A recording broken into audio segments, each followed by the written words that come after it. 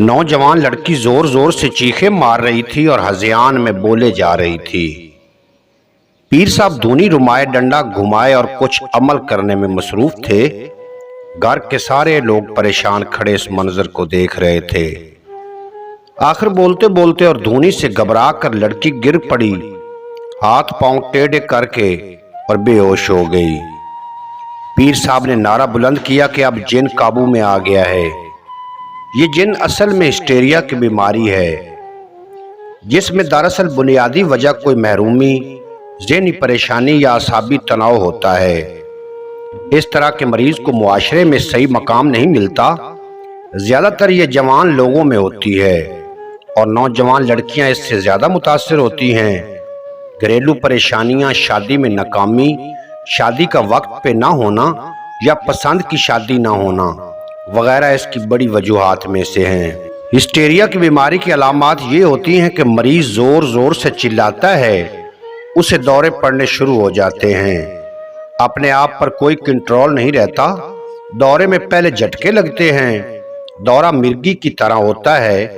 दौरे में होंठ पीले हो जाते हैं, पेशाब निकल जाता है, मुंह से झाग निकलती है और आंखें पथरा सी जाती हैं।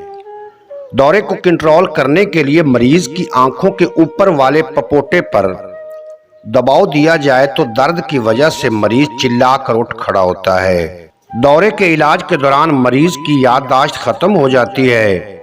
इसको बातें बिल्कुल याद नहीं रहती। कोई बात पूछने पर वो घंटों सोचता रहता है और हर बात का उल्ट जवाब देता है। इन अलामात के अलावा हिस्टेरिया के मरीज मुख्तलिफ किस्म की जिस्मानी अलामात, मसलन निज़ाम हज़म की खराबी, जिस्मानी कमज़ोरी वगैरह में भी मुब्तला रहते हैं।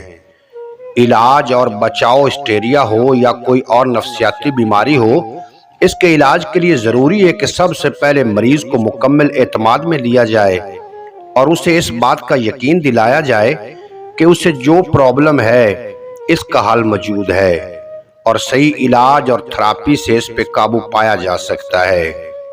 अगर मरीज का एतमाद हासिल कर लिया जाए तो फिर बीमारी पे काबू पा लेना आसान होता है। इसके अलावा आज के मादी दौर में नफ्सियाती उलझने और हिस्टेरिया जैसे मरीजों में इजाफा होता जा रहा है। इसकी बुनियादी वजह महदियत परस्ती है। जरूरत इस अमर की है कि बंदे का अल्लाह पे मुकम्मल ईमान हो और ये यकीन हो कि बीमारी, दुख, सुख, गमी और खुशी सब उसी की तरफ से हैं। उसी से मदद मांगी जाए और उसका सहारा तलाश किया जाए। जो लोग अल्लाह पे मुकम्मल यकीन रखते हैं वो बहुत कम बीमारियों में मुब्तला होते हैं। हिस्टेरिया के मर्ज में मुख्तलिफ किस्म की दवाओं का इस्तेमाल किया जाता है जो बीमारी को कंट्रोल करने में बहुत मदद करती हैं। आज की इस वीडियो में एक छोटा सा नुस्खा मैं आपकी खिदमत में पेश कर रहा हूँ। इस नुस्खे को आपने इस्तेमाल करना है तो इंशाअल्लाह ताला हिस्टेरिया की मर्ज से आपकी जान छूट जाएगी। ये जो स्क्रीन के ऊपर आपको 4 चीज़ों के नाम नज़र आ रहे हैं, इन चारों चीज़ों को अच्छी तरह से कूट लें और चने के बराबर गोलियां बना लें। एक गोली सुबह, दोपहर, शाम खाना खाने के बाद इस्तेमाल करवाएं तो इंशाअल्लाह ताला तकलीफ से निजात मिल जाएगी। उम्मीद है आज की ये मुख्तसर वीडियो आपको पसंद आएगी। अगर वीडियो पसंद आई हो तो चैनल को सब्सक्राइब फरमा कर बेल नोटिफिकेशन को प्रेस करना ताकि मुस्तकबिल में अपलोड होने वाली तमाम वीडियो बर वक्त आप तक पहुँचती रहें।